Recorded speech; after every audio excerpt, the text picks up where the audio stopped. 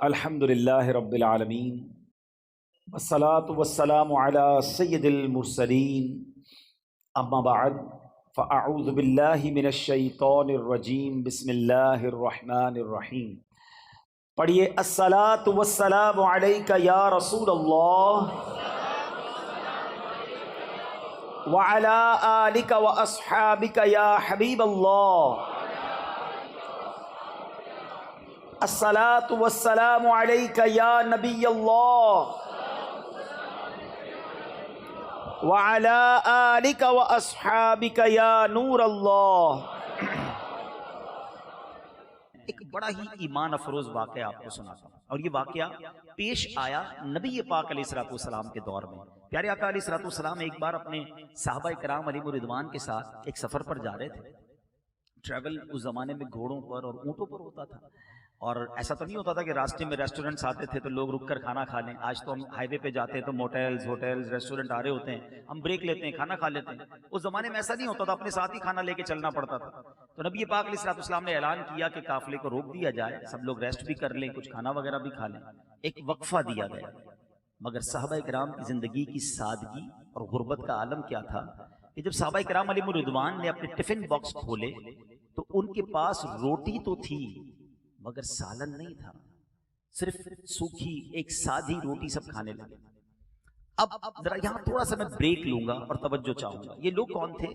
ये नबी पाक के दोस्त हैं, मेरे आका के साथी हैं।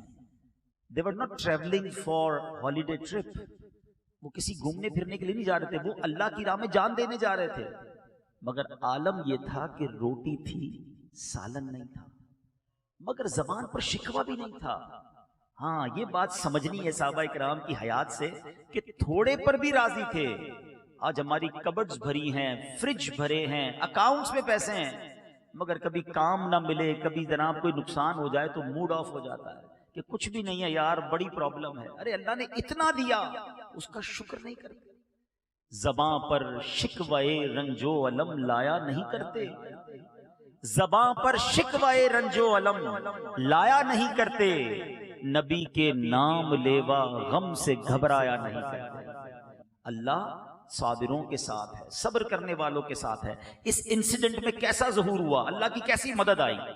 एक शहद की मक्खी नबी पाक अलैहिस्सलाम के मुबारक कानों के पास आकर भुनभुनाने लगी। आपने देखा होगा नॉर्मल जो बीज होती हैं, आम मक्खियां होती हैं, उनकी आवाज़ अलग होती है। शहद की मक्खी की आवाज़ जो है वो और तरह की होती है। तो वो शहद की मक्खी भुनभुनाने लगी। साहबा का अकीदा देखो, साहबी रसूल नबी पाक से पूछते हैं, हुजूर ये मक्खी आपसे क्या बात कर रही है? Look at the belief of साहबा किराम। वो जानते थे कि मेरे आका जानवरों की बोलियां भी जानते हैं। नबी पाक ने ये नहीं कहा कि मैं मक्खी की ज़बान कैसे समझूंगा। सरवर कायनात अलैहिस्सलाम ने फरमाया, ये मक्खी मुझसे कह रही है कि हुजूर आपके सहाबा हमारे इलाके में आए हैं और अब सिर्फ रोटी खा रहे हैं। हुजूर हम शहद की मक्खियों में ये बेचैनी है कि सहाबा के लिए कोई सालन का इंतजाम भी होना चाहिए। हुजूर करीब ही हमने शहद का छत्ता बनाया हुआ है, आप किसी सहाबी को हमारे साथ भेजिए, वो छत्ता लेकर आए ताकि सहाबा रोटी के साथ शहद खा लें। नबी पाक अलैहिस्सलाम ने मौला अली शेर खुदा कर्रमल्लाहु तआला वजहुल करीम को हुक्म दिया, अली जाओ और वो शहद का छत्ता ले आओ। शेर खुदा जाकर वो छत्ता लाए। वो सहाबा जो थोड़ी देर पहले सादा रोटी खा रहे हैं, अब शहद शफाफ लजीज सेहत बख्श शहद के साथ रोटी खा रहे हैं। वो मक्खी या कोई और मक्खी कानों के पास आकर फिर भुनभुनाने लगी। साहबी कहते हैं, हुजूर अब क्या कह रही है? अल्लाह के हबीब अलैहिस्सलाम फरमाते हैं, अब मैंने इससे सवाल किया है, उसका जवाब दे रही है। मैंने पूछा है, ऐ मक्खियों बताओ तो सही शहद बनाते कैसे हो? मक्खियां कहती हैं, हुजूर हम पूरा एक हमारी पूरी काफिला होता है, हम बयाबानों में जंगलों में जाकर फूलों का रस चूसकर हम शहद बनाती हैं। अल्लाह अकबर। अल्लाह के नबी ने कैसा सवाल किया। आप फरमाते, शहद फूलों का रंग, फूलों का जायका जो है वो तो कड़वा भी होता है, कुसीला भी होता है, फीका भी होता है, ये इतना मीठा शहद कैसे बन जाता है? अच्छा, आप सबको एक्सपीरियंस हुआ होगा, कभी गुलाब की पत्ती खा लें तो वो तो आप खा सकते हैं, चंबे चमेली की पत्ती जो है या किसी और फूल को आप चबा भी नहीं सकते, बड़ा कड़वा होता है। और शहद तो इतना मीठा कि नाम लो तो मुंह मीठा हो जाता है। इतना डिफरेंस कैसे, इतनी मिठास कैसे? सुनो, 1450 साल पहले मक्खी ने क्या कहा? कहती हुजूर बात यह है कि हम जब फूलों का रस चूस लेती हैं, हुजूर जब हम वापस आने लगती हैं तो हमारे साथ हमारा एक लीडर होता है, हमारा एक सरबराह होता है, वो हमें लेकर चलता है और हुजूर वापसी में वो आप पर दुरूद पढ़ना शुरू कर देता है। हुजूर हम सारी मक्खियां आप पर दुरूद पढ़ती हैं। या रसूल अल्लाह, ये कोई और कमाल नहीं है, ये आप पर दुरूद पाक पढ़ने की बरकत है कि फूलों का कड़वा फीका कुसीला रस जो है वो शहद जैसे मीठे रस में तब्दील हो जाता है। इट मीन्स ये रिवील हुआ हमारे सामने कि शहद दुरूद पाक की बरकत से मीठा होता है। आज साइंस कहती है कि कई बीमारियों का इलाज शहद में है। हिकमत के पास जाएं, डॉक्टर के पास जाएं, एवरीबडी, सब लोग रेकमेंड करते हैं कि जनाब हनी का इस्तेमाल करें। अरे ये हनी में शिफा आई कहां से, ये बरकत आई किधर से? ये नबी पाक पर दुरूद की बरकत है। तो यहां उलमा बड़ी प्यारी बात इस वाक़े से हमें एक्सट्रैक्ट करके बताते हैं। मैं तवज्जो चाहूंगा आप सबकी। उलमा कहते हैं जब दुरूद पाक की बरकत से फूलों का कड़वा फीका रस जो है वो शहद जैसा मीठा बन सकता है, तो जिसकी जिंदगी में गुनाहों की कड़वाहट हो, जिनकी जिंदगी में गुनाहों की फीकावट हो, जिनकी जिंदगी में तकलीफों की मुरझापन हो, वो चाहते हैं कि अगर जिंदगी नेकियों की मिठास से तरबतर हो जाए तो अपनी जिंदगी में दुरूद पाक को शामिल कर लें। दुरूद पढ़ते रहा करो, जिंदगी में नेकियों की मिठास आना शुरू हो जाएगी। आइए मिलकर मोहब्बत के साथ बाआवाज़ बुलंद दुरूद पाक पढ़ लें। सल्लु अलल हबीब सल्लल्लाहु तआला अला मुहम्मद सल्लल्लाहु अलैहि वसल्लम। प्लीज अपनी रूटीन में दुरूद पाक को शामिल करें। मैं आज जिस मौजू पर आपकी तवज्जो चाहूंगा वो है एक ऐसी अजीम जात, एक ऐसी अजीम हस्ती जिनकी यादगार सारी दुनिया के मुसलमान इस महीने में मनाते हैं। मेरी मुराद अबुल अंबिया हजरत इब्राहीम अला नबीना वालेहिस्सलातु वस्सलाम है। आप कमाल की शख्सियत हैं, one of the historical history in the history of Islam. ऐसी लाइफ, ऐसी बायोग्राफी, ऐसी जिंदगी आप पढ़ें कि अकल हैरान हो जाती है। आपका मकाम कितना बड़ा है इस बात से समझिए कि प्यारे आका मदीने वाले मुस्तफ़ा सल्लल्लाहु तआला अलैहि वसल्लम जो आखिरी नबी हैं, मर्तबे में सबसे अरफा व आला हमारे आका हैं, मगर उनके बाद कमोबेश 1,24,000 पैगंबरों में सबसे अफजल हस्ती हजरत इब्राहीम अलैहिस्सलातु वस्सलाम है। अच्छा, एक और खूबसूरत बात बताऊं, हजरत इब्राहीम से और मोहब्बत बढ़ जाती है कि नबी पाक के सबसे ज्यादा हम शक्ल प्यारे आका अलैहिस्सलातु वस्सलाम के चेहरे की सबसे ज्यादा शबाहत अगर किसी नबी में है तो वो हजरत इब्राहीम अलैहिस्सलाम है। खुद नबी पाक फरमाया करते हैं कि किसी को इब्राहीम को देखना हो तो मुझे देख ले, यानी इस तरह मेरे आका का चेहरा अनवर की झलक जो है वो हजरत इब्राहीम अलैहिस्सलाम। अच्छा, हजरत इब्राहीम अलैहिस्सलातु वस्सलाम की शान कितनी आला है। 4 आसमानी किताबें, 4 आसमानी मज़ाहिब कहलाते हैं, ठीक है ना? तौरात, ज़बूर, इंजील और कुरान, चारों में हजरत इब्राहीम का जिक्र, चारों मज़ाहिब में हजरत इब्राहीम का बड़ा अदब मौजूद है। अच्छा, हजरत इब्राहीम अलैहिस्सलातु वस्सलाम की यादगार उन्हीं के बेटे को ज़िबह किया गया था ना, हजरत इस्माइल को, और ज़बीहुल्लाह हजरत इस्माइल ठहरे। सारी दुनिया जो कुर्बानी करती है वो हजरत इस खानदान की याद को मनाती है। फिर इन्हीं महीनों में हज होता है, इन्हीं दिनों में हज किया जाता है। तो ये यादगारें भी हजरत इब्राहीम, उनकी ज़ौजा बीबी हाजरा और उनके बेटे की यादगारें हैं। सुभान अल्लाह, ऐसी कमाल की हिस्ट्री है कि मैं सारी रात बयान करता जाऊं उनकी बातें ख़त्म नहीं होंगी, मगर मैं 2-3 बातें बड़ी रेलेवेंट जो हमारी हयात से हैं, हमारी ज़िंदगी से हैं, अगर हम गौर करें और उसको इम्प्लीमेंट करें। देखिए, अभी बकरा ईद करीब आ रही है, सारे लोग जानवर खरीद रहे हैं, बड़े एंजॉय कर रहे हैं, कोई चारा खिला रहा है, कोई बच्चा लेके घूम रहा है जानवर को, बहुत अच्छी बात है। लेकिन कभी हमने अपने बच्चों को बिठाकर बताया कि ये जानवर हम लेते क्यों हैं, इसके पीछे क्या दास्तान है? हम सबको ये सीखना चाहिए। Everybody must know the history of हजरत इब्राहीम अलैहिस्सलाम, हजरत इस्माइल अलैहिस्सलाम। पता तो चले ये कुर्बानी की दास्तान क्या है, ये कितना बड़ा इम्तिहान था जिससे ये सुरखरू हुए। लेकिन शायद बहुत सारे लोगों को नहीं पता कि आपके इम्तिहान का सिलसिला तो बहुत पहले से शुरू था। हजरत इब्राहीम अलैहिस्सलाम 18-20 साल के हैं, जरा समझिएगा ये क्या एज होती है। 18-20 साल का नौजवान कितना यंग होता है, मगर आपको नमरूद ने आग में डालने का प्लान किया। अब वो आग कैसी थी जरा गौर कीजिए। वो आग है आसमान से बातें करती हुई आग, कोई नॉर्मल आग नहीं है। परिंदा उस वक्त उस आग के ऊपर से नहीं गुजर सकता था, इतनी बड़ी आग है। प्लान कर लिया गया, आपके पास फरिश्ते आते हैं, जिब्रील अमीन आ रहे हैं कि हुजूर आप हुक्म करें, हम बादल के फरिश्तों को कहते हैं बारिश होगी आग बुझा देंगे। आपने फरमाया नहीं, मुझे तुम्हारी कोई मदद की हाजत नहीं है, अल्लाह देख रहा है, अगर वो चाहेगा तो आग बुझ जाएगी, और अगर उसको यही मंजूर है कि मुझे आग में डाल दिया जाए, मैं रेडी हूं इसके लिए, मुझे मंजूर है। अब जब बिल्कुल आग में डाले जाने का वक्त आ गया ना, तो जिब्रील अमीन आकर कहते हैं कि हुजूर चलें, आप हमसे मदद नहीं मांग रहे, अल्लाह से तो मदद मांग लें, अल्लाह से तो कहते कि आग से आपको बचा ले।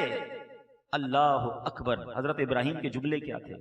आप फरमाते मेरा रब देख रहा है, अगर उसने बचाना होगा तो वो बचा लेगा, और अगर मेरा जलना ही मकसूद है तो मैं उसके लिए भी तैयार हूं। जे सोना मेरे दुख विच राजी, जे सोना मेरे दुख विच राजी, मैं सुख नू चुल्ले पावा। अरे मेरा मालिक अगर मेरे दुख में राजी है तो मुझे सुख नहीं चाहिए। अल्लाह अकबर। ये 18-20 साल का नौजवान है जिसके तवक्कुल का आलम यह है। बताओ उस आग ने क्या किया? हजरत इब्राहिम का कौन सा बाल बीका हुआ? 1-2 मिनट आप आग में नहीं रहे, मैं और आप चूल्हे पर चंद सेकंड हाथ नहीं रख सकते। हजरत इब्राहिम तकरीबन 40 दिन उस आग में रहते हैं, और जब बाहर आते हैं तो बिल्कुल सही सलामत होते हैं। ये क्या था? ये ईमान की वो ताकत थी, ये तवक्कुल का वो लेवल था, ये अल्लाह पर वो भरोसा था। और क्या खूबसूरत बात शायर मशरिक लिखते हैं, अगर आज भी हो इब्राहिम सा ईमान पैदा। हाँ, बस सिर्फ यही चाहिए, वो ईमान की रमक, अल्लाह पर भरोसा अगर आज भी वो उस लेवल का मिल जाए, अगर आज भी हो इब्राहिम सा ईमान पैदा, आग कर सकती है अंदाजे गुलिस्तां पैदा।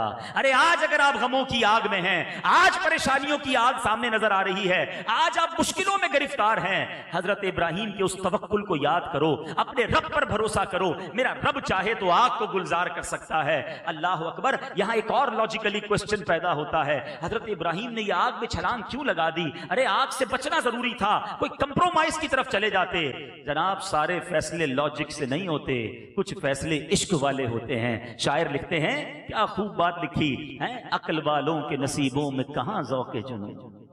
Do not try to manage all the things with your brain, कुछ दिल से फैसले भी किया करो। अक्ल वालों के नसीबों में कहां ज़ौक़े जुनून, इश्क वाले हैं जो हर चीज लुटा देते हैं। अरे इश्क वाले होते हैं जो काम कर जाते हैं। बेखतर कूद पड़ा आतिशे नमरूद में इश्क, अकल थी महवे तमाशाए लबे माम अभी। अरे अकल तो सोचती रह गई, इश्क ने अपना काम कर दिया। ये है हिस्ट्री हजरत इब्राहिम की। नौजवानी के आलम में अल्लाह पर भरोसा ऐसा था। सबक क्या मिला? आज हमारा हाल ये में सब पे भरोसा है, रब पे भरोसा नहीं है। हम कहते हैं यार ताल्लुकात होंगे ना बड़े आदमी से, फिर मसला हल होगा। फला मिनिस्टर से दोस्ती होनी चाहिए, फला जनाब सियासतदान से दोस्ती होनी चाहिए। अरे जनाब पैसा होना चाहिए, तब प्रॉब्लम्स हल होते हैं। गुर्बत में कोई मसला हल नहीं होता। ये बहुत बड़ी भूल है हमारी। अरे अगर पैसे से ही गम दूर होते होते तो कोई अमीर गमजदा ना होता, कोई अमीर परेशान ना होता। अब लोग कहते हैं यार लग्जरी घर होना चाहिए तब सुकून की नींद आएगी। अरे तुम अरबों का महल बना लो, बेहतरीन गद्दे बिछा लो, अल्लाह ने सुकून नहीं देना तो उस अरबों वाले बेड पर भी तुम्हें सुकून नहीं आएगा। और झोपड़ी में रहने वाले को मेरे रब ने सुकून देना है, वो सारी रात मीठी नींद सोता रहेगा। भरोसा रब पे करो, असबाब पर नहीं, खाली के असबाब पर करो। ये हजरत इब्राहिम का ये वाकया हमें दर्श देता है। अब हजरत इब्राहिम की जिंदगी का एक और अनोखा वाकया। 99 ईयर्स की एज हो गई। आप दुआ करें अल्लाह से अल्लाह औलाद दे दे। 99 साल तक औलाद नहीं है। जरा सोचो कौन है खलीलुल्लाह, जिन्होंने अपनी लाइफ स्टेक पर लगा दी थी, आग में कूद गए थे। मगर अल्लाह वालों पर इम्तिहान कैसा? मगर शिकवा नहीं था, अरे अल्लाह में तेरा खलील फिर भी औलाद नहीं मांगी जा रहे हैं, इल्तिजा कर रहे हैं, उम्मीद भी नहीं छोड़ी और ना शुक्री भी नहीं है। यहाँ शादी को 2-3 साल हो जाएं, किसी को बच्चा ना हो तो घर में झगड़ा शुरू हो जाता है। सास बहू को ताने दे रही होती है, शौहर बीवी को अजीब नजरों से देख रहा होता है। अरे अल्लाह के बंदो, अब तो साइंस भी कहती है सिर्फ औरत का कसूर नहीं, बाज़ औक़ात मर्द की वजह से औलाद नहीं हो रही होती। ये अल्लाह की देन है। भरोसा रखो रब पर, और अगर औलाद नहीं भी है तो इत्मीनान रखो। क्या मालूम तुम्हारे मुकद्दर में ऐसी औलाद थी जिसने माँ बाप को मार के घर से निकाल देना था। भरोसा रखो ना रब पर। रब नहीं दे रहा तो यही मेरे लिए बेहतर है। हजरत इब्राहिम के पास 99 साल तक औलाद नहीं है और अब अल्लाह ने बेटा दिया। अच्छा, बेटे के लिए दुआ क्या करते थे? इस्मा या ईल, अरबी में इस्मा कहते हैं सुन ले, ईल इब्रानी जबान का लफ्ज है जिसके माना है परवरदिगार। ऐ मेरे परवरदिगार सुन ले, मुझे औलाद दे। इस्मा या ईल, इस्मा या ईल। जब अल्लाह ने बेटा दिया तो आपने उसका नाम ही इस्माइल रख दिया। हजरत इस्माइल के नाम के पीछे जो लॉजिक को उलमा ने बयान की कि ये वो पुकार थी, ये वो इल्तिजा थी, ये वो मिन्नतें थी, ये वो अल्लाह की बारगाह में पुकारना था। आपने बेटे का नाम इस्माइल रख दिया। अब जरा ट्राई टू अंडरस्टैंड, इतनी दुआओं के बाद जो बेटा मिला होगा उससे प्यार का लेवल क्या होगा, उसकी केयरिंग का लेवल क्या होगा। किसी को 10 साल बाद बेटा मिले, पूछो माँ बाप उसके पैर जमीन पे नहीं रहने देते कि यार बड़ी मन्नतों से मिला है, 99 ईयर्स की एज में बेटा मिला है। इम्तिहान देखो, अभी दूध पीता बेटा है, हुक्म हुआ कि ऐ इब्राहिम अपनी बीवी को और अपने बेटे को लको दक सहरा में डेजर्ट में छोड़कर आ जाओ। आप गए, थोड़ी सी खजूरें, थोड़ा सा पानी, और आप अपनी ज़ौजा और अपने बेटे हजरत हाजरा, हजरत इस्माइल को लेकर वो मक्का जो आज सारी दुनिया के दिलों की धड़कन है, nobody over there that time, कोई नहीं था, सहरा था, पानी भी नहीं था। आपने अपनी बीवी और अपने बच्चे को छोड़ा और जाने लगे। बीबी हाजरा कहती है इब्राहिम हमें कहाँ छोड़ के जा रहे हो? आपने जवाब नहीं दिया। ए इब्राहिम हमें बताओ तो सही, कहाँ छोड़ के जा रहे हो? आपने कोई रिप्लाई नहीं दिया। तीसरी बार पूछा, ये तो बता दो जो हमें छोड़कर जा रहे हो उस पर रब का हुक्म मिला है? ज़ौजा भी कैसी थी? आप कहते हैं हाँ मुझे रब ने फरमाया है।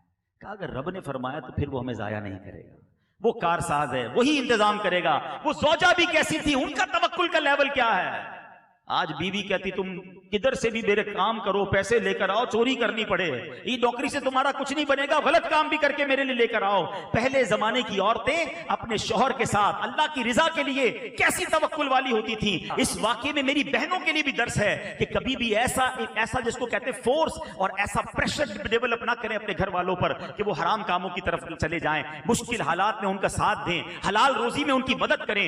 बहरहाल अब हजरत इब्राहिम अपने ज़ौजा को छोड़कर, अपने उस लख्ते जिगर को छोड़कर चले जाते हैं। कुछ देर, 1-2 दिन तो वो खजूरें और पानी चल गया, उसके बाद वो खजूरें भी खत्म, वो पानी भी खत्म। अब उस बच्चे को लगी प्यास। माँ बच्चे को प्यासा कैसे देख सकती है? वो माँ एक पहाड़ से दूसरे पहाड़ तक चलने लगी पानी की तलाश में। एक पहाड़ से दूसरे पहाड़, दूसरे से पहले पहाड़। सफा और मरवा के दरमियान जो चलना है बीबी हाजरा का, वो किस लिए था? वो पानी की तलाश में था। मैं एक बड़ी खूबसूरत बात कहने जा रहा हूं, जो मक्के मदीने गए हैं मेरी बात को समझेंगे। जब हम सफा मरवा के दरमियान जाते हैं हाफिज साहब, एक जगह मैलैन अख्दरैन आती है, ग्रीन लाइट्स, वहां पर दौड़ना होता है। कभी जहन में सवाल आता होगा यार नॉर्मल चलते चलते अचानक दौड़ना, लाइट खत्म हुई फिर चलना, इसके पीछे क्या राज है? सुनो, सुभान अल्लाह। मसला ये था कि बीबी हाजरा जब पानी की तलाश में चलती थी ना, तो अपने बच्चे को दूर से देखती भी जाती थी। जो ये जगह थी ना, यहाँ बीच में एक पहाड़ी थी, इस पहाड़ के पास जब जाती थी बच्चा नजर नहीं आता था, तो माँ दौड़ने लग जाती थी कि ये जगह जल्दी तय हो जाए। जैसे ही पहाड़ खत्म होता था माँ को बच्चा नजर आने लग जाता, वो नॉर्मल चाल में चलती। अल्लाह अकबर, अल्लाह को ये माँ की अदा कैसी पसंद आई। जहां वो माँ बच्चे के लिए पैदल चली, वहां हाजी को पैदल चलना है। जहां माँ दौड़ी वहां हमें दौड़ना है। अल्लाह अकबर, इससे सीखो माँ की अहमियत क्या है। ये रब की बारगाह में कैसी मकबूल जर्नी थी, जो रहती दुनिया के हाजियों के लिए उम्रा कंप्लीट नहीं होगा, हज मुकम्मल नहीं होगा जब तक सफा मरवा की सई ना की जाए। अब क्या हुआ? अल्लाह अकबर, मेरे रब को मक्का आबाद करना था। क्या शानदार इंतजाम किया। जो लोग थोड़ी सी दुनिया की हिस्ट्री को जानते हैं या जियोग्राफी पर जिनकी नजर है या जो मैप को गौर से देखते हैं, मैं आपको बड़ी दिलचस्प बात बताना चाहता हूं। आप अब दुनिया के मैप को खोल के देखिएगा, दुनिया के अंदर आपको वही आबादी नजर आएगी जहां पानी होगा। जहां पानी नहीं वहां सहरा मिलेंगे, वहां लोग नहीं रहते, परिंदे नहीं रहते, जानवर नहीं रहते। पिछले दिनों में इजिप्ट गया, कभी आप इजिप्ट के नक्शे को एक्सप्लोर कीजिएगा। हम बैठे थे, हम इजिप्ट के मैप को देख रहे थे कहां कहां ट्रेवल करना है। बड़ा अजीब लगा कि इजिप्ट जो है पूरा एक लकीर के साथ आबाद है, राइट लेफ्ट सारा रेगिस्तान है। गौर किया ये लकीर क्या है, पता चला ये दरियाए नील है। ये पूरे इजिप्ट में जिधर जिधर जाता है दाएं बाएं लोग रहते हैं, बाकी कहीं लोग नहीं रहते। तो पानी असल में जिंदगी है। हजरत इस्माइल प्यासे थे, पैरों की रगड़ से चश्मा जारी हुआ। हजरत हाजरा ने जब वो चश्मा देखा, आपकी जबान से बेसाख्ता निकला जम जम। जम जम कहते हैं अरबी में रुक रुक, आपकी जबान से ये निकलना था। उस चश्मे का नाम ही जमजम पड़ गया, ये जारी हो गया। कुछ अरसे बाद कबीला बनी जरहम के लोग वहां से गुजरे, उन्होंने बीबी हाजरा से इजाजत चाही, ऐ बीबी पानी भी है, क्या हम यहाँ रह सकते हैं? आपने कहा तुम भी रह लो। 2 घर आबाद, 4 घर आबाद, आहिस्ता आहिस्ता मक्का आबाद होने लगा। अब हजरत इस्माइल के साथ हजरत इब्राहिम वापस आए और आपने हजरत इस्माइल के साथ काबे की तामीर का आपको हुक्म मिला। याद रहे ये वो टाइम था जब काबा एग्जिस्ट नहीं करता था, वहां पर काबा नहीं था, क्योंकि इससे पहले हजरत नूह अलैहिस्सलाम का दौर गुजरा था और हजरत नूह को ये जब तूफान आना था तो जिब्रील अमीन काबे को उठाकर ले गए थे। काबे को चौथे या तीसरे आसमान पर रख दिया गया था ताकि पानी में डूब ना जाए। और जबल अबू कुबैस, ये बिल्कुल महरम के साथ जो बड़ा पहाड़ है, यहाँ हजर असवद छोड़कर जिब्रील अमीन ने रख दिया था। अब हजरत इब्राहिम को हुक्म दिया जाता है काबा की तामीर करो। अब कैसे तामीर करें, वो एग्जैक्ट डायमेंशन क्या है? अब जब काबे पर जाना ना, एक और ईमान वाली बात सुन लो। आज जो काबे शरीफ की डायमेंशन है ना, एग्जैक्टली बिल्कुल इसी डायमेंशन पर ऊपर 7वें आसमान पे बैतुल मामूर मौजूद है, जो फरिश्तों का काबा है। वहां फरिश्ते तवाफ करते हैं और एग्जैक्टली उसके नीचे ये काबा है जहां हम जाके तवाफ करते हैं। अब हजरत इब्राहिम को उसी जगह पर काबे की तामीर करनी थी। गूगल का जमाना तो था नहीं कि लोकेशन भेज दी जाती, डायमेंशन भेज दी जाती कि इस जगह पर जाकर इतनी दीवार बनानी है। अल्लाह अकबर। हजरत इब्राहिम को कोई आगाही देने के लिए हदीस में ये वाकया लिखा कि अल्लाह करीम ने एक बादल भेजा कि इब्राहिम इस बादल के साये के नीचे, ना कम ना ज्यादा, जितना इस बादल का साया है काबे की तामीर करो। वो डायमेंशन बता दी गई। हजरत इब्राहिम काबे की तामीर कर रहे हैं, हजरत इस्माइल पत्थर पकड़ा रहे हैं, हजरत इब्राहिम तामीर कर रहे हैं। अब एक क्वेश्चन है जनाब, ये हमारे नादिर भाई के घर की छत पे हम बैठे हैं, छत की तामीर होने के लिए कोई क्रेन भी आई होगी, कोई लिफ्ट भी आई होगी, ऊपर ईंटें कैसे पहुंची, ऊपर तामीर कैसे हुई? काबा तो बहुत ऊंचा है, हजरत इब्राहिम और हजरत इस्माइल ने उसके पत्थर कैसे रखे? अल्लाह अकबर। मेरे रब की शान देखो, जिस पत्थर पर खड़े होकर हजरत इब्राहिम ने काबे की तामीर की, उस पत्थर को क्या कहते हैं? मकाम इब्राहिम। अल्लाह करीम ने उस पत्थर को यह ताकत अता की कि जैसे जैसे काबे की दीवार ऊंची होती जाती वो पत्थर भी ऊपर होता जाता। वो लिफ्ट का काम करता रहा। हजरत इब्राहिम ऊपर की तामीर करते, वो पत्थर ऊपर हो जाता। जब ये तामीर नीचे करनी होती, वो पत्थर एक्सीवेटर की तरह कभी ऊपर जाता, कभी नीचे जाता। और अल्लाह करीम ने उस पत्थर में हजरत इब्राहिम का एक मौजज़ा कैसा जाहिर किया कि उस पत्थर ने आपके कदमों के निशान को अपने दिल में गोया बसा लिया। आपको पता है कितना टाइम हो गया है? 5000 साल से ज्यादा वक्त हो चुका है। हर हाजी, हर शख्स तवाफ करने वाला नेकेड आई से हजरत इब्राहिम के कदमों के निशान देख सकता है। ये जो बॉक्स है ना इसके ऊपर, इसको तो 200-300 साल हुए हैं। ये इससे पहले खुले आसमान तले पड़ा था। आप सोचिए अगर किसी जगह किसी इमारत को 300-400 साल हो जाएं, बारिश, आंधी, तूफान, वो इमारत का नक्शा खत्म हो जाता है। 5000 ईयर से उस पत्थर पर हजरत इब्राहिम के निशान कदमों के मौजूद हैं। ये कैसी निशानी है इस्लाम की! सुभान अल्लाह। है मेरे पीछे इस्लामी भाइयों, ये है कुर्बानी की दास्तान। यही बच्चा अब 7 साल का होता है, एक रिवायत के मुताबिक 13 साल का होता है। हजरत इब्राहिम को ख्वाब में कहा जाता है, इब्राहिम इस बच्चे की कुर्बानी करनी है, इस बच्चे को ज़िबाह करना है। जरा सोचो तो सही कि बच्चा ज़िबाह करना है। हजरत इब्राहिम जब सुबह उठते हैं, 8 जुल्हिज्जा का दिन है, आपने ये वक्त सोचने में गुजारा कि ये शैतान की तरफ से है या अल्लाह की तरफ से है। ये जो सोचो विचार है ना, इसको अरबी में कहते तरविया। 8 जुल्हिज्जा का दिन ही यौम तरविया पड़ गया। 9वीं रात फिर ख्वाब आया, इब्राहिम अपने बच्चे को कुर्बान करो। अब आपको यकीन हो गया कि ये ख्वाब अल्लाह की तरफ से है, तो अब आपने पहचान लिया कि ये अल्लाह की तरफ से ख्वाब है। अरबी में अरफा कहते हैं पहचानने को। ये जो 9 जुल्हिज्जा को अरफा का दिन कहा जाता है ना, ये हजरत इब्राहिम का उस दिन कंफर्मेशन था। आप समझ गए कि अल्लाह का हुक्म है कुर्बान करना है। और 10 जुल्हिज्जा को आपने प्लान कर लिया कि कुर्बान करना है, और इसलिए इसको यौमुन नहर कहा जाता है। तरविया इसलिए कहा जाता है, वो दिन सोच विचार में गुजरा। अरफा इसलिए कहा जाता है, 9 जुल्हिज्जा को कंफर्म हो गया अल्लाह की तरफ से पैगाम है। और 10 जुल्हिज्जा को यौमुन नहर इसलिए कहा जाता है कि आपने ज़िबाह की गोया तैयारी कर ली। अब अपने बेटे को तैयार करके आप लेकर जा रहे हैं। शैतान को कब गवारा होगा कि इतना बड़ा इम्तिहान और इब्राहिम कामयाब हो जाए।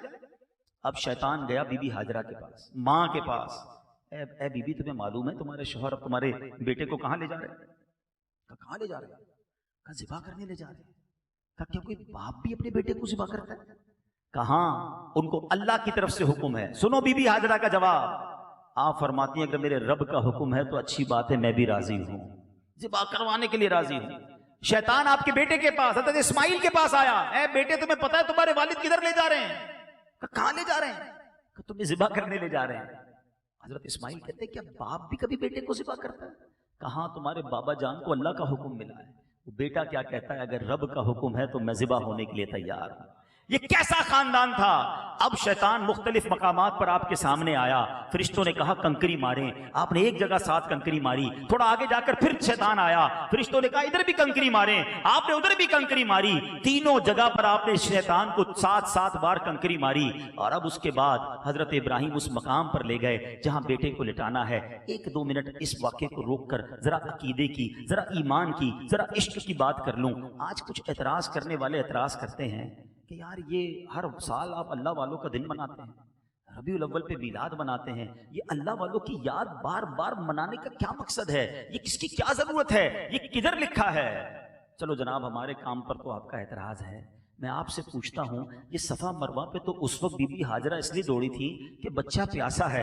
आज कौन सा बच्चा प्यासा है जो हम दौड़ रहे हैं, जहां वो दौड़ी उधर दौड़ रहे हैं, जहां वो चली उधर हम चल रहे हैं। ये क्या मकसूद है? हज कंप्लीट नहीं होता सफा मरवा किए बगैर। तो पता चला कि अल्लाह वालों की याद खुद रब को पसंद है, अल्लाह ने अल्लाह वाली की याद बाकी रखी है। अरे जमरे की जो रमी है उस वक्त तो हजरत इब्राहिम को शैतान बहकाने आया था, आज कौन सा शैतान है, बड़ी सी दीवार बना दी गई है, लाखों हाजी किसको कंकर मार रहे हैं, इसकी क्या वजह है? अल्लाह अकबर, मेरे रब को यह पसंद है कि हजरत इब्राहिम की उस अदा को हर साल हाजी अदा करें। इसका मतलब यह हुआ अल्लाह वालों की याद ही हज है। तो जब हज करते हो, अल्लाह वालों की याद मनाते हो, तो आज अगर कोई अल्लाह वालों की याद अपने घर में मना लेता है तो किसी को कोई एतराज नहीं करना चाहिए। बहरहाल फिर आते हैं वाकये की तरफ। हजरत इस्माइल को जब लेकर गए, क्या बेटा है, क्या क्या तरबियत है। वो कहते हैं बाबा जान, आप मुझे ज़िबा कर रहे हैं ना, एक काम कीजिएगा, जरा छुरी को ज्यादा तेज कर लीजिएगा ताकि मुझे कम तकलीफ हो। अच्छा बाबा जान, मुझे रस्सियों से बांध दीजिएगा, कहीं मैं ज्यादा हिलूंगा तो मेरे खून से आपके कपड़े खराब ना हो जाए। अच्छा मेरी ये जो कमीज है ना, ये मेरी माँ को दे दीजिएगा तो मेरी माँ को कुछ तसल्ली हो जाएगी। बाबा जान ज़िबा करते वक्त मुझे उल्टा कर दीजिएगा ताकि मेरे चेहरे पर आपकी नजर पड़ेगी तो आपको भी तकलीफ होगी। अल्लाह अकबर, ऐसा ही हुआ। ये कुर्बानी की दास्तान अपने बच्चों को सुनाओ, घरों में बकरे लेकर, जानवर लेकर खेल रहे हैं, कूद रहे हैं, इनको बताएं तो सही ये किसकी याद है, ये कितना बड़ा इम्तिहान था। आज इस हिस्ट्री को हम भुला बैठे। हजरत इब्राहिम ने छुरी तेज की, बच्चे को रस्सी से बांधा, उल्टा लिटा दिया, और सुनो क्या किया, उन्होंने अपना काम कर दिया, उन्होंने छुरी को घुमा दिया, मगर अल्लाह के हुक्म से छुरी ने अपना काम नहीं किया। और अब क्या हुआ, जरा try to understand the scenario. बेटा नीचे है, बाप ऊपर है, और हाथ में छुरी है, और वो छुरी घुमा दी गई है। इतने में हजरत इब्राहिम अलैहिस्सलाम को ऊपर से एक आवाज आई, अल्लाहु अकबर, अल्लाहु अकबर।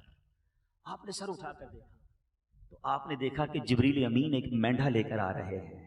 अल्लाह करीम ने जन्नती मेंढा भेजा। और यहां पर जिनको थोड़ी सी हिस्ट्री इस्लाम की मालूम है, जिन्होंने हजरत आदम का वाकया सुना होगा, काबील और हाबील के इंसिडेंट में जो हाबील ने कुर्बानी के लिए मेंढा पेश किया था, उलमा कहते हैं ये वही मेंढा था जो जन्नत में था। अल्लाह ने हजरत इस्माइल के फिदिये के तौर पर उसको भेजा। अच्छा जब हजरत इब्राहिम ने वो सुना ना, अल्लाहु अकबर, अल्लाहु अकबर, हजरत इब्राहिम अब अपने बेटे के गोया ऊपर सवार हैं। आपने क्या कहा, ला इलाहा इल्लल्लाहु वल्लाहु अकबर। अब जब बेटा जो नीचे है उसने सुना तो वो भी समझ गया कि इम्तिहान का वक्त खत्म हो गया है। बेटा कहता है, हजरत इस्माइल कहते हैं, अल्लाहु अकबर वलिल्लाहिल हम्द। ये जो ईद के दिन पढ़ते हैं, जरा सोचो इसकी हिस्ट्री क्या है। ये स्टार्ट के वर्ड्स जिब्रील अमीन ने अदा किए हैं, दरमियान के वक्त हजरत इब्राहिम ने अदा किए हैं, और आखिरी जो अल्फाज हैं वो हजरत इस्माइल के अदा किए हुए हैं। अब जब भी ये तस्बीह पढ़ना ना ईद के दिनों में, तो याद करना उस कुर्बानी को, याद करना उस वाक़े को। कितनी कबूलियत वाली ये तस्बीह होगी जो अल्लाह ने हमें जबान से अदा करने को दी। आओ जरा इस तसव्वुर में एक बार मिलकर इस तस्बीह को पढ़ते हैं। अल्लाहु अकबर, अल्लाहु अकबर, ला इलाहा इल्लल्लाह वल्लाहु अकबर, अल्लाहु अकबर वलिल्लाहिल हम्द। तो ये तस्बीह की असल हकीकत हमें पता होनी चाहिए। तो आए मेरे प्यारे इस्लामी भाई, दैट वाज द हिस्ट्री। ये पता होना चाहिए कि ये कितनी बड़ी कुर्बानी थी जो वो कामयाब हुए।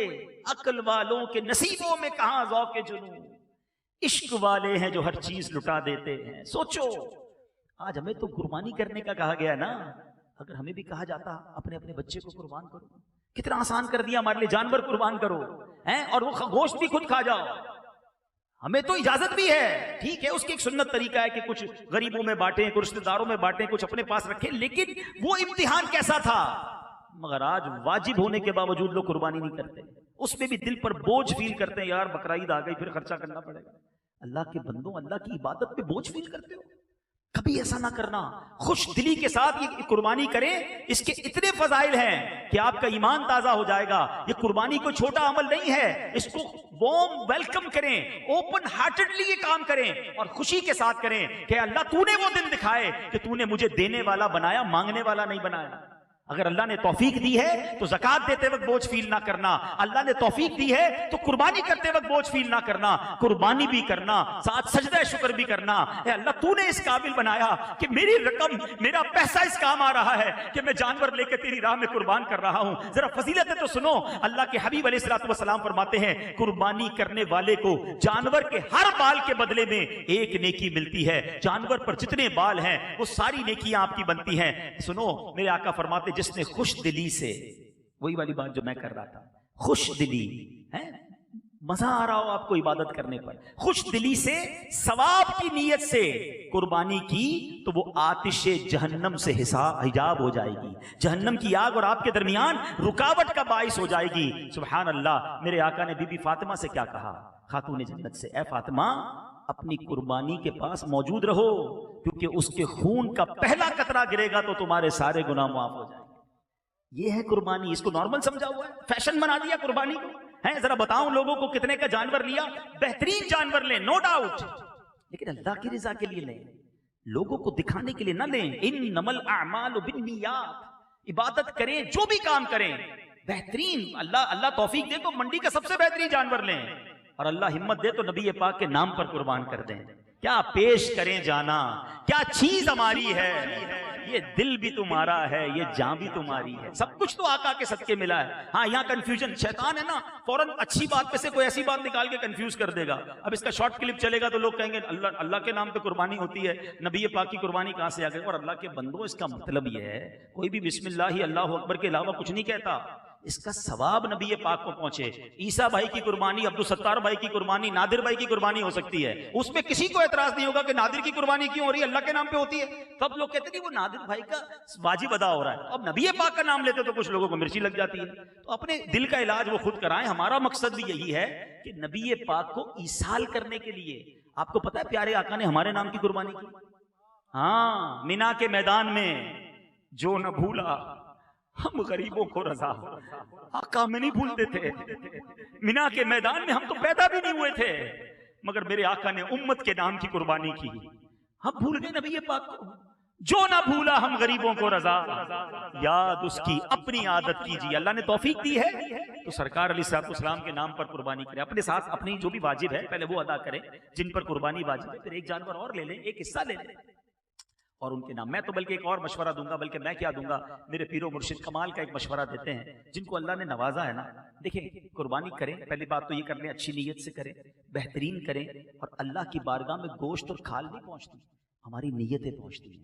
इस बंदे को माल से मोहब्बत है, रब से मोहब्बत है, कपड़े ब्रांडेड लेने, गाड़ी बेहतरीन लेनी है, जानवर सबसे कमजोर लेना है कि चलो यार अदा हो जाए, ऐसा ना करो। खुश दिली के साथ बेहतरीन, लेकिन बेहतरीन दिखावे के लिए नहीं, अल्लाह की रज़ा के लिए। ठीक। अच्छा, अब इसमें एक और काम करें, सोने पे सुहागा, नूरुन अला नूर, नेकी को मल्टीप्लाई कैसे कर सकते हैं। वो ऐसे होगा, मिसाल के तौर पे आप 2-3 जानवर कर रहे हैं, 4 जानवर कर रहे हैं, और आपके घर पे आपके रिश्तेदार, आपके मुलाजमीन आपसे गोश्त लेने आते हैं, थैली लेकर। ईद की सुबह लोग आ रहे होते हैं, बहुत अच्छी बात है, गोश्त बांटना चाहिए। लेकिन क्या ऐसा नहीं हो सकता कि मैं 4 में से 3 जानवर घर पे कुर्बान करूं और एक जानवर अपने किसी गरीब रिश्तेदार, किसी गरीब मुलाजिम को दे दूं कि जाके आप ये अपने घर पे कुर्बान करें, ये मेरी वालदा के नाम का है, आप कुर्बान। या अगर आपने नबी पाक के नाम का करना है, भाई ये नबी पाक के नाम का जानवर है, आप अपने घर में कुर्बान करें। अच्छा, अमीर अहले सुन्नत तो कमाल शख्सियत है ना, आप फरमाते जानवर ना दिया करो, पैसे दिया करो, उसको कहो खुद जाके जानवर खरीदे। जो मंडी जाकर खरीदने का मजा है वो अपने बच्चों के साथ जाए। वो गरीब आदमी जिसके घर पे कभी कुर्बानी नहीं हुई, अब वो बच्चों के साथ खरीदारी करने जा रहा है, और आप फरमाते हैं सिर्फ जानवर के पैसे मत देना, चारे की और कसाई के पैसे भी देना। वो अपने खाने में उसको बांधे हैं, वो अपना खाना मुश्किल से खा रहा है, जानवर को किधर से खिलाएगा? उसको जानवर, मिसाल के तौर पे अगर 25,000 का बकरा है, उसको 30,000 दे दो कि भाई 1,000 2,000 5-6 दिन खाना भी खिलाना, 3-4 हज़ार में कटाई करवा लेना। अब 30,000 आपने दिए उसको, आपको पता है उस घर में क्या होगा? वो बच्चे जिन्होंने कभी कुर्बानी नहीं की होगी, वो रोज जानवर लेके घूमेंगे। उस गरीब के घर में रोज ईद होगी, और जिस दिन कुर्बानी होगी, वो बंदा जो आपके घर पे थैली लेकर गोश्त लेने आता था, अब वो अपने गरीब रिश्तेदारों को गोश्त बांट रहा होगा। आपने जो उसकी ईद करवाई है ना, क्या पता उसकी एक दुआ से आपके कितने गम दूर हो जाएंगे। हमारे घर तो सारा साल गोश्त पकता है। अरे ऐसे कई लोग हैं जो महीनों इंतजार करते हैं कि उनके घर पे गोश्त पके। ये वक्त होता है नेकियां कमाने का, ये वक्त होता है खुशियां देने का। मैं अच्छी तरह जानता हूं, लास्ट टाइम इसी तरह एक इस्लामी भाई ने किया, गोश्त ने 2-3 जानवर अपने रिश्तेदारों को या मुलाजिमीन को दिए, तो उसके एक मुलाजिम ने आके उसको कहा कि आपको पता है हमारे बच्चे सारी रात सोते नहीं थे, वो बकरे के साथ देखते रहते थे कि हमारे घर भी बकरा आ गया। और जिस दिन ईद हुई, हमारे सारा घर रो रहा था कि अल्लाह करीम ने हमें ऐसा मौका दिया कि हमारे घर कुर्बानी हुई है। ये सोच अपनानी चाहिए कि हम लोगों के दिलों में खुशी दाखिल करें। और एक और मशवरा दे देता हूं, जो भी हमें मिल रहा है ना, प्यारे आका की आल का सदका मिल रहा है, तो नबी पाक के नाम की जो कुर्बानी करनी हो सके ना, तो वो सैयद घराने में भेज दो। हाँ, कि हुजूर ये आप ही ले जाएं और अपने नाना के नाम की कुर्बानी आप ही कर लें। आए हाय, जब नबी पाक मुलाइजा फरमाएंगे ना गुम्बद खजरा के मकी कि मेरे नाम की कुर्बानी मेरी आल के घर में हो रही है, तो फिर वो अता होगा। तुम्हारा तो तुमसे न मांगूं तो फिर किससे मांगूं, तुम्हारा तो सारा घराना सखी है। आका के घराने की खैरात मिलेगी। तो बहरहाल this is the right time to get more good deeds. बेहतरीन मौका है ज्यादा नेकियां कमाने का अच्छी नीयतों के साथ। तो आज जो बयान करने का मकसद था, अल्लाह पर भरोसा। सबसे पहले रिवाइज कर लेते हैं, दुरूद पाक कसरत से पढ़ना है, फिर अल्लाह पर भरोसे का हमें हज़रत इब्राहिम की राज़ात से दर्श मिलता है। कभी ज़िंदगी में कुर्बानी का मौका आए ना, वक्त कुर्बान करना पड़े, माल कुर्बान करना पड़े, अल्लाह की राह में कुछ टाइम देना पड़े, तो हिम्मत किया करो। उन्होंने तो क्या क्या कुर्बान किया, और आज लोगों के पास कुछ देने के लिए नहीं, नमाज भी नहीं पढ़ते। रमज़ान में पढ़ सकते हैं तो पूरा साल पढ़ सकते हैं। ये मुबारक दिन और मुबारक रातें आ गई, लेट्स कनेक्ट अगेन टुवर्ड्स मस्जिद। आओ फिर मस्जिद से ज्वाइन हो जाते हैं और नियत करें कि आज के बाद हमारी कोई नमाज कज़ा नहीं होगी। ऐसा नहीं, ऐसा नारा लगाएं कि शैतान भी इधर से भाग जाए। आज के बाद हमारी कोई नमाज कज़ा नहीं होगी। इंशाअल्लाह अल्लाह की रिजा के लिए इबादतें किया करेंगे। और अल्हम्दुलिल्लाह इस तरह की बातें सीखने सुनने के लिए दावत इस्लामी के माहौल से करीब आइए, मदनी चैनल देखें, इस तरह की स्पीचेस सुनेंगे तो इंशाअल्लाह आपको और सीखने को मिलेगा। हर खता तू दर गुजर कर बेकसो मजबूर की, मुझको मिली है इज्जत अत्तार की बदौलत, चमकी है मेरी किस्मत अत्तार की बदौलत। मैं हूं नादिर अली और मदनी चैनल की पूरी टीम को मैं मुबारकबाद पेश करता हूं माशाल्लाह। और आज मेरे घर में महफिल हुई है और मैं समझता हूं कि बहुत अच्छा लगा। और सारा आज कॉरपोरेट के लोग आए हुए थे, यूट्यूबर्स आए हुए थे, तो बहुत अच्छा लगा। और अगेन दावत इस्लामी का जो काम है वो इतना अच्छा है कि उनके लिए दुआ निकलती है, दिल से निकलती है कि अल्लाह ताला दिन दुगनी रात चौगनी तरक्की दे। सबसे काम की बात जो आज हुई ना हबीब भाई से मिलने के बाद, वो ये कि इतने सालों से कुर्बानी कर रहे थे। असल जो कुर्बानी की अहमियत है और कुर्बानी की जो पिछली हमारी रिवायत है वो आज पता लगी। ऐ दावत इस्लामी तेरी धूम मची। अल्लाह का जिक्र हुआ, क्योंकि अल्लाह पाक के जिक्र से फिक्र से रहमतें आती हैं। तो मदनी चैनल की भी बड़ी काविश हैं जो आज इधर आए थे। सब देखते रहिए मदनी चैनल। मेरे आमा